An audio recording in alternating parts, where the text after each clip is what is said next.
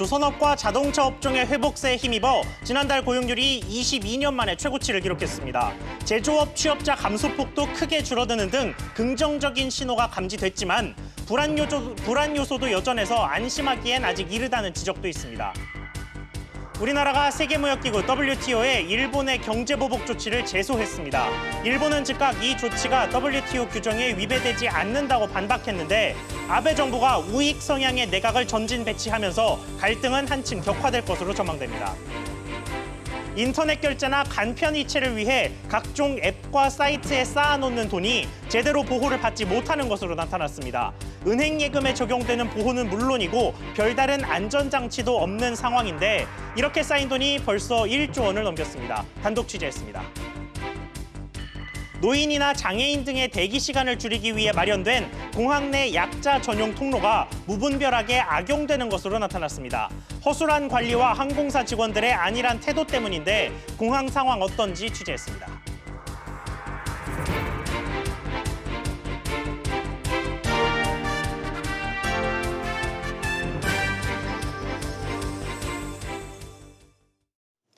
여러분 안녕하십니까? 지난달 고용지표가 개선된 모습을 보였습니다.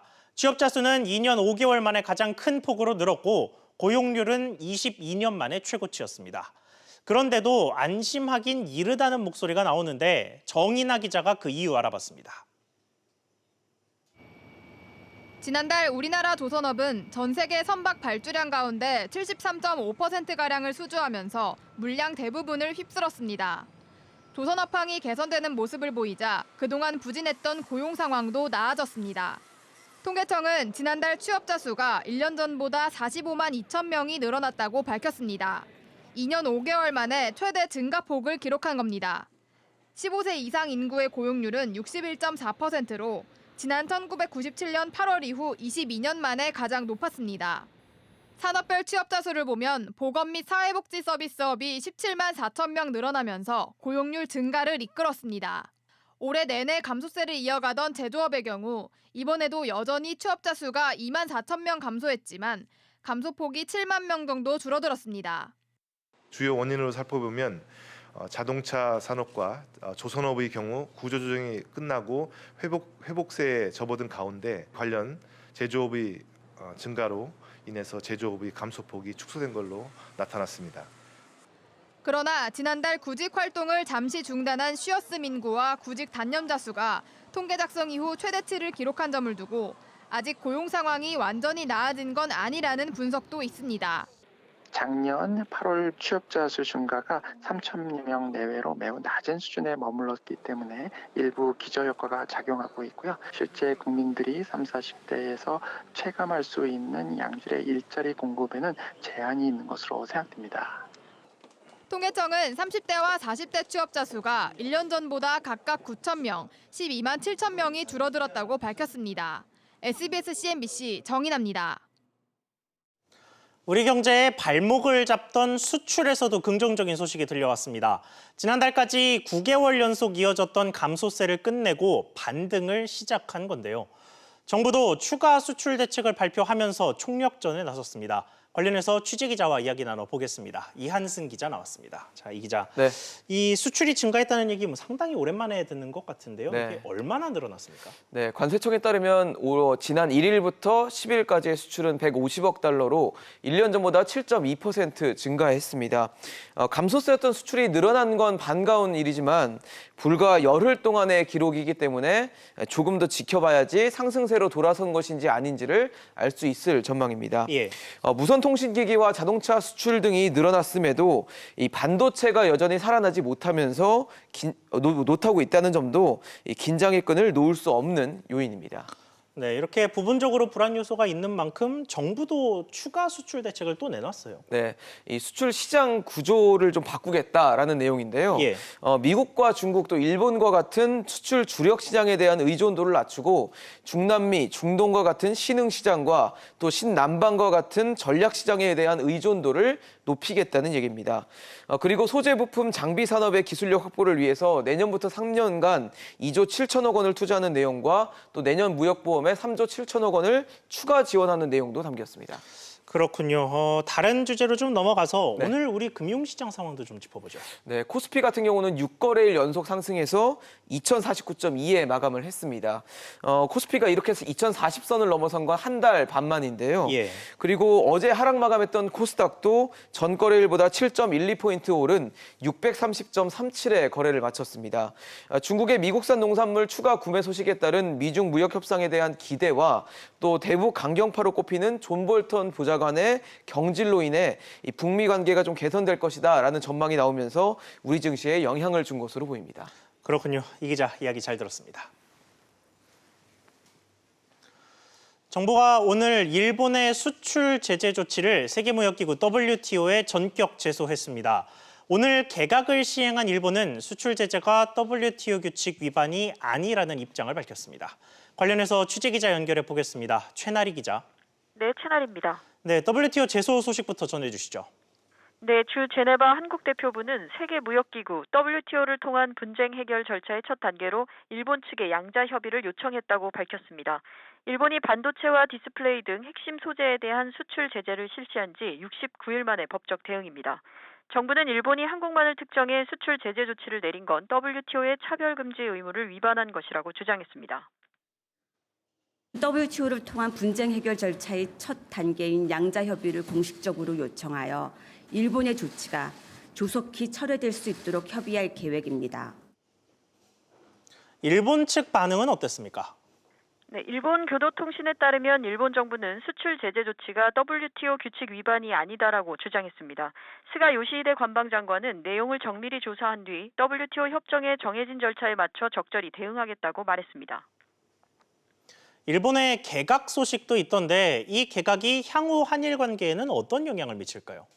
네, 아베 총리는 한국에 대한 수출 규제 조치를 주도하거나 강경 발언을 한 인사들을 핵심 자리에 앉혔습니다. 대표적으로 고노다로 외무상은 방위상으로 자리를 옮겼습니다. 스가와라 이슈 새 경제산업상은 대표적 극우 인사로 알려져 있습니다. 때문에 향후 일본 내각의 강경 기조가 강화되고 추가 보복이 나설 것이라는 우려가 커지고 있습니다. SBS CNBC 최나리입니다. 카카오페이나 네이버페이처럼 결제와 송금을 간편하게 해주는 서비스 요즘 참 많습니다. 신용카드를 등록할 수도 있지만 현금을 미리 충전해 놓는 방식도 있는데 이렇게 쌓인 고객 돈이 1조 3천억 원에 달하는 것으로 파악됐습니다. 하지만 이 돈들은 은행처럼 예금자를 보호할 수가 없어서 위험 우려가 제기되고 있습니다. 박규준 기자의 단독 보도입니다. 국내 대형 온라인 쇼핑 업체인 쿠팡은 지난달 28일 자본 비율을 못 지켰다는 이유로 금융당국 제재를 받았습니다. 전자금융거래법상 고객이 충전한 금액, 즉 미상환 잔액의 20% 이상을 자기 자본으로 갖고 있어야 하는데 이 기준을 못 맞췄기 때문입니다. 이제 핵심은 고객의 돈이나 이제 결제를 어떻게 잘 관리할 거냐.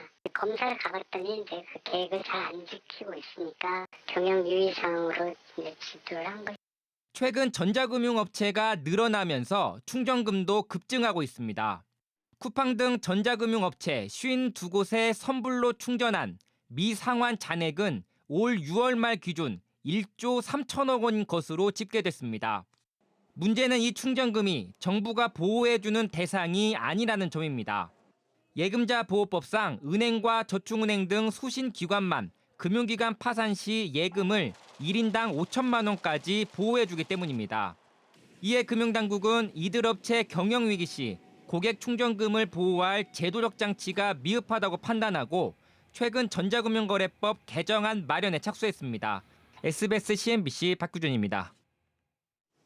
쌓이는 돈은 많아지는데 보호 대책은 이를 따라잡지 못하다 보니까 대책이 논의되고 있다는 건데요. 그렇다면 어떤 대책이 있을지 취재기자와 좀 더 자세히 이야기 나눠보겠습니다. 이 내용 단독 취재한 박규준 기자 나왔습니다. 자, 박 기자, 먼저 현재 상황부터 좀 짚어보죠. 지금 고객들이 충전해 놓은 돈을 보호할 수 있는 방법이 아예 없습니까? 앞서 보신 것처럼 우선 예금자 보호법 대상이 아니기 때문에 예금 자체는 사후적으로 보호받을 길은 없다고 봐야 됩니다. 예. 그러니까 이들 업체가 영업 정지를 당하거나 파산을 당하게 되면 이 충전금 전액을 그 이후에는 돌려받지 못하게 되는 겁니다. 물론 이 전자금융거래법상 지켜야 되는 업체들이 지켜야 되는 경영 지도 비율이라는 게 있어서요. 이 앞선 이 쿠팡 사례처럼 이 기준을 못 지키게 되면 금융 당국이 단계적으로 개입을 하긴 합니다. 이 부실을 사전에 차단하는 그런 기준이 되는 건데 이 안전장치가 크게 두 가지가 있습니다. 예. 이 업체 입장에서는요, 고객 충전금 대비 보시는 것처럼 자기 자본 비율을 20% 이상 유지해야 되고요. 총 자산과 대비했을 때는 이른바 안전자산이라고 할 수 있는 현금이라든지 은행 예금, 또 우량채권 이 비중을 10% 이상으로 가져가야 됩니다.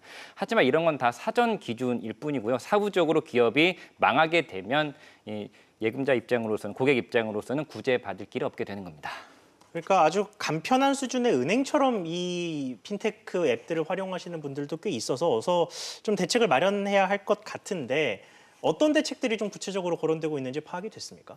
결론부터 말씀드리면요, 이 전자금융업체가 서울보증과 같은 보증보험사에 보험을 가입하는 그런 안들이 검토가 되고 있고요. 예. 또 총 자산 대비 안전자산이라고 할 수 있는 현금이라든지 은행 예치금의 비중을 늘리는 안도 동시에 유력하게 검토되고 있습니다. 현재 금융위원회는 금융감독원 그리고 전자금융업계 그리고 서울보증과 같은 보증보험사 등과 함께 현재 태스크포스를 꾸린 상황이고요. 연말까지 고객 보호를 강화하는 방향으로 이 전자금융거래법 개정안을 마련하기로 한 그런 상황입니다. 예. 현재 취재한 바에 따르면 금융위원회는 이 민간 보증보험사인 SGI 서울보증 측과 논의하고 있는 걸로 확인이 됐는데요. 그러니까 이 전자금융업체가 파산하게 되면 이 서울보증이 대신 우선 선 지급을 하고 서울보증이 업체 이후에 구상권을 청구하는 그런 안 등이 검토가 되고 있습니다. 금융위원회 관계자 얘기 한번 들어보시죠. 예. 서울보증도 저희가 지금 계속 논의하고 있어요. 복수의 관리 방안을 좀 제시를 하고 핀테크 업체들이 영업활동이나 이런 것에 유리한 선택할 수 있는 이런 방식으로 저희가 지금 염두에 두고 있어서 네, 금융위 설명에 따르면 이 보증보험 가입은 의무사항은 아니고 이 업체가 보증보험 가입을 선택을 안 할 경우에는 이 자체적인 고객 보호를 마련할 선택지들도 당국이 이 업체에 제시하게 될 것이라고 금융위는 설명했습니다. 그렇군요. 박 기자 이야기 잘 들었습니다. 유럽 최대 가전박람회 이파 2019가 엿새간의 일정을 마무리하고 오늘 폐막합니다. 독일 베를린 이파 현장을 취재하고 돌아온 김동우 기자와 자세한 이야기 나눠보겠습니다. 자, 김 기자. 네. 먼저 박람회 현장 참 많이 돌아다녔을 텐데 이 가장 눈에 띄는 특징이 뭐였습니까? 네, 가장 눈에 띄는 이번 키워드는 초연결입니다. 뭐냐면요. 인공지능과 사물 인터넷 그리고 그걸 엮어주는 5G입니다. 최근 몇 년간 이어져 온 흐름이 더욱 이파에서 구체화됐는데요. 이번 이파에서는 인공지능이 더욱 진화해서 사람들 생활에서 중심 역할을 하는 것으로 발전을 했습니다. 그러니까 이전에 인공지능이 인간이 약간 명령을 내리면 그걸 그대로 수행을 했다면요. 이제는 인공지능이 먼저 나서거나 인간에게 의견을 제안하고 소통하는 게 핵심입니다. 그렇군요. 마치 어릴 때 봤던 미래 영화 모습 같은 느낌인데 네.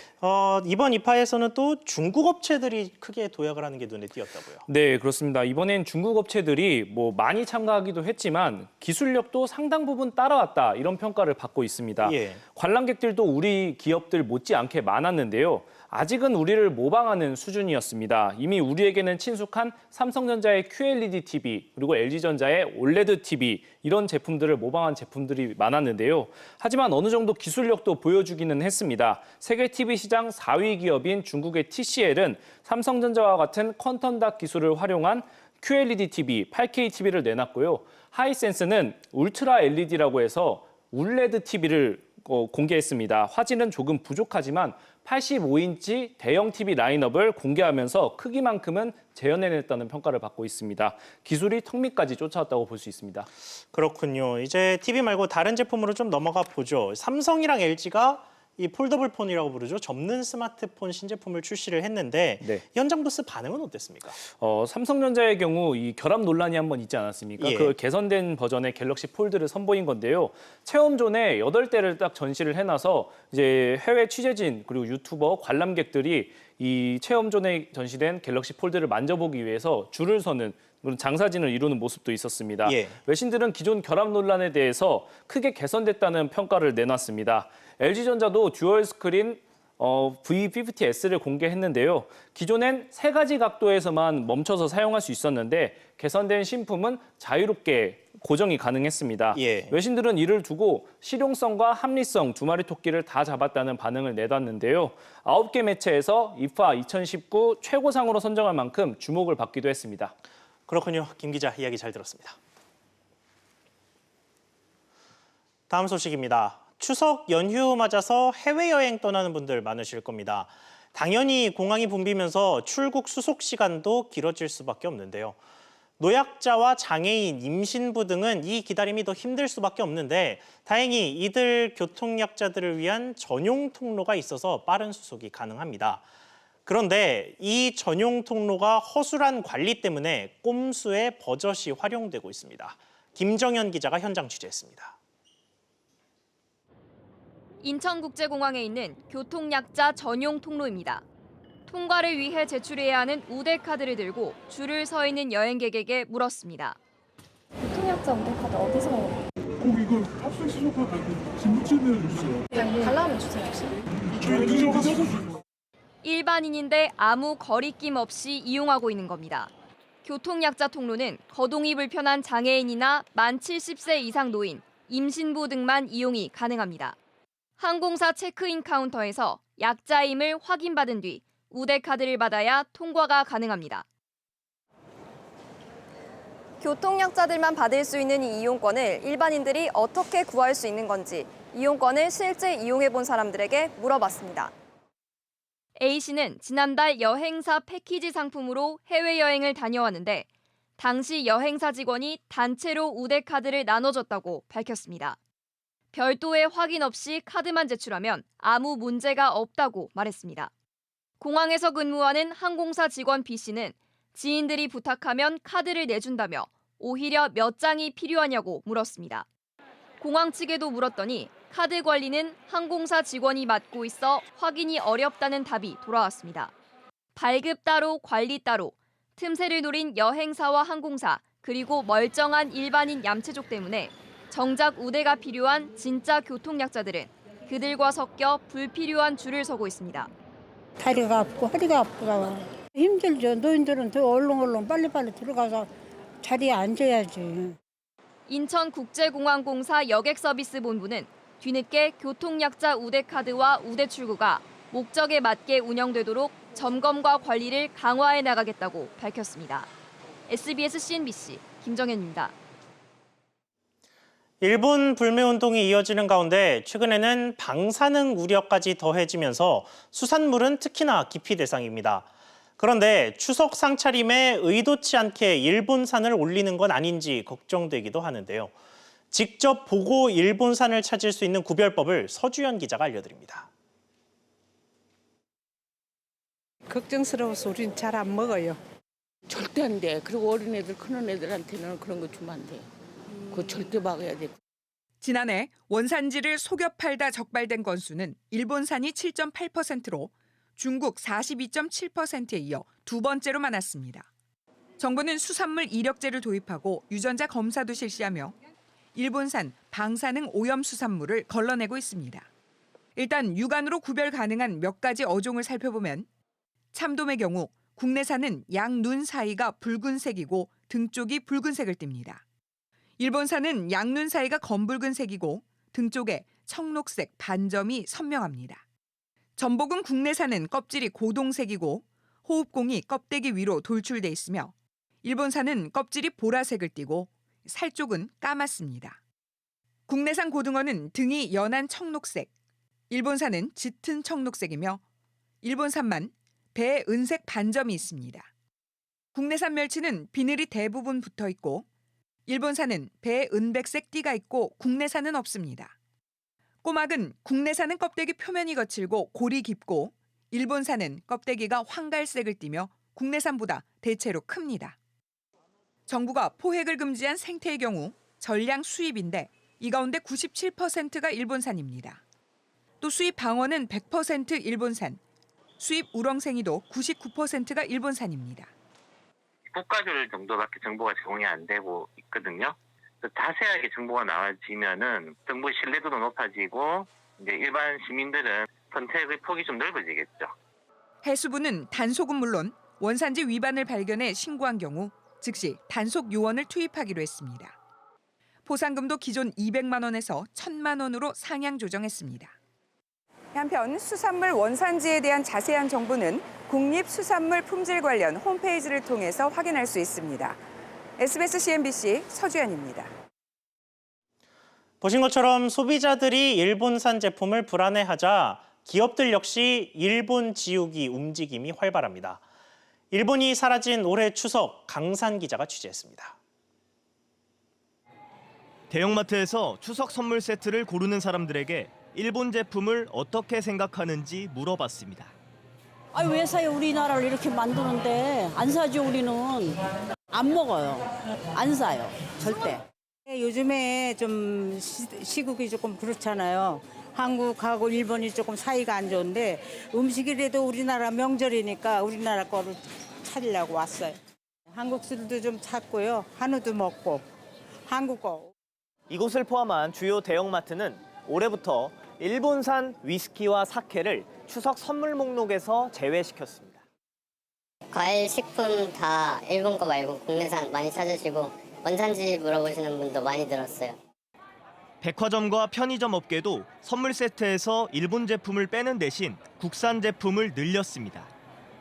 최근 일본 불매운동 이슈로 국민적 정서를 고려해 기존 추석 선물 세트에 있던 와규나 사케와 같은 일본 제품을 제외하고 국내산 농축수산물을 위주로 상품 구성을 더욱 강화하게 되었습니다.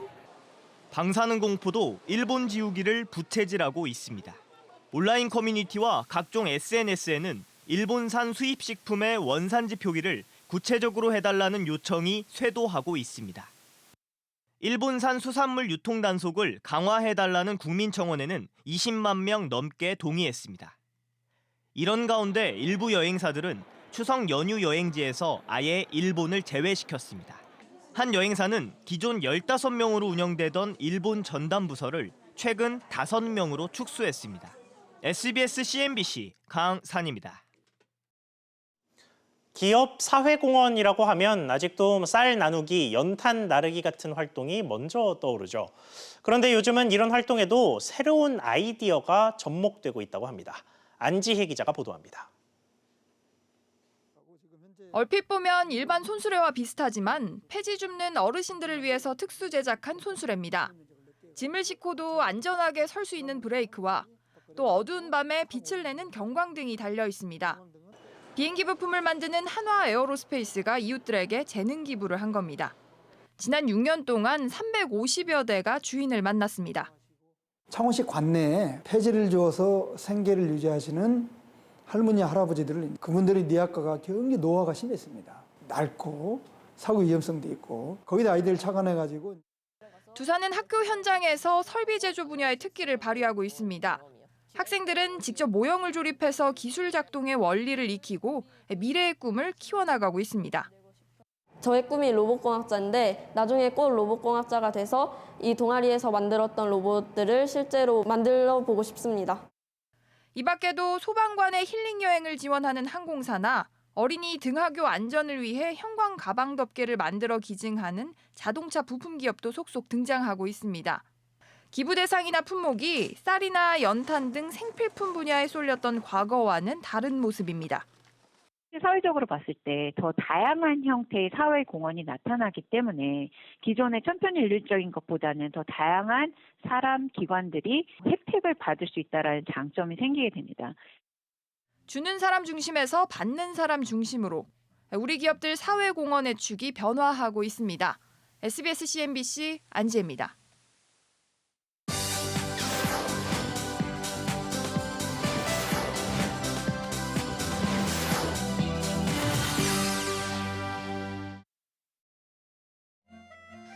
고종 황제의 침전이던 덕수궁 함령전으로 들어가는 광명문의 문이 열리더니 다양한 이미지가 펼쳐집니다. 이름처럼 밝은 빛을 내뿜는 LED 스크린을 통해 우리 전통의 단청 무늬와 창살문부터 유명 SNS의 아이콘까지 과거와 현재가 공존하는 작품입니다. 대한제국식이 고종 황제가 꿈꿨었던 미래 도시를 향한 꿈을 현대 건축가들의 시각으로 다시 새롭게 재해석한 전시입니다. 관람객들이 또 직접 앉아보고 전환기의 황제 모습이 어땠을까를 상상할 수 있는. 추석 연휴 동안 덕수궁을 포함한 서울 시내 4대 고궁과 종묘, 조선왕릉이 무료로 개방됩니다. 또 전국 14개 국립중앙박물관과 민속박물관 등도 다채로운 전통놀이 체험과 문화 행사로 관람객들을 맞이합니다. 대표적인 문화공간인 세종문화회관과 예술의 전당에서도 즐길 거리가 풍성합니다. 러시아의 대문호 도스토예프스키의 카라마조프가의 형제들이 뮤지컬로 재탄생했습니다. 탐욕스러운 아버지를 살해한 혐의를 받는 장남 태호와 형의 결백을 증명하려는 이복 동생 루크를 통해 선과 악의 의미를 묻습니다. 정당방위, 그것만이 유일한 살 길이야. 정당방위? 그런 건 없었다고! 난 죽이지 않았다니까! 더러운 싸움이 되겠지. 진흙탕보다 못한 모든 걸 밝혀야겠지. 세상 앞에. 그리스의 국보급 유물들이 우리나라를 찾았습니다. 아테네 국립고고학박물관 등 그리스의 20여 곳 박물관에서 가져온 350여 점이 전시됐습니다. 그리스를 넘어 이집트와 페르시아, 인도를 아우르는 대제국을 건설한 알렉산드로스 대왕의 조각상, 트로이 전쟁의 영웅 아가멤논 왕의 얼굴을 본뜬 황금 가면, 그리스 문명이 이집트 문명에 영향을 받았음을 보여주는 아크로티리의 소년 벽화까지 고대 그리스에서 헬레니즘 양식에 이르는 6000년 문명과 신화를 만나볼 수 있습니다. SBS CNBC 윤선영입니다. 개인의 부동산 간접 투자를 활성화하기 위해 정부가 분리과세 등 다양한 혜택을 주기로 했습니다. 이에 따라 앞으로 5천만 원 한도로 3년 이상 공모형 리츠나 부동산 펀드에 투자해 얻는 배당 소득에 대해선 따로 과세하고 세율도 현행 14%에서 9%로 낮아집니다. 올해 환자가 급증한 A형 간염의 주요 원인이 오염된 조개젓으로 확인됐습니다. 질병관리본부는 안전성이 확인될 때까지 조개젓의 섭취 중지를 권고한다고 밝혔고 식품의약품안전처도 이달 중으로 유통되는 조개젓 제품에 대해 전수조사를 벌일 계획입니다.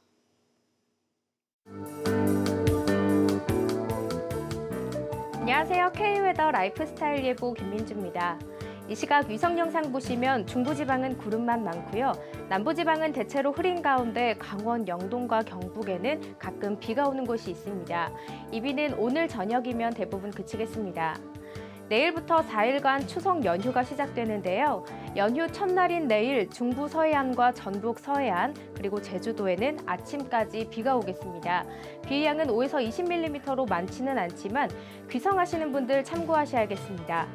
낮에는 큰 더위 없겠는데요. 오늘보다 2, 3도가량 떨어지면서 대부분 지방이 25도 안팎을 보이겠습니다. 요즘 내리는 많은 비로 인해 추석 날씨는 어떨지 걱정했었는데요. 다행히 쾌청한 날씨가 예상되고요. 보시는 것처럼 이렇게 보름달까지 환하게 뜨면서 깊은 한가위의 정취를 느끼기 좋겠습니다. 중부지방 구름만 많이 지나겠습니다. 낮 기온은 서울 26도, 수원과 대전, 청주는 25도로 큰 더위는 없겠습니다. 동해안 지역도 구름만 지나겠고요. 낮 기온은 속초와 강릉 23도로 선선하겠습니다. 남부지방도 큰 더위는 없겠고요. 제주도에는 아침까지 비가 오다 그치겠습니다. 낮 기온은 전주와 부산 26도가 되겠습니다. 이번 추석 연휴 동안 대체로 구름만 많을 것으로 보이는데요. 일요일에는 남부 내륙의 소나기가, 강원 영동에는 비가 올 것으로 전망됩니다. 즐거운 추석 연휴 보내세요. 날씨였습니다. 오늘 저희가 준비한 소식 여기까지입니다. 시청해 주셔서 감사합니다.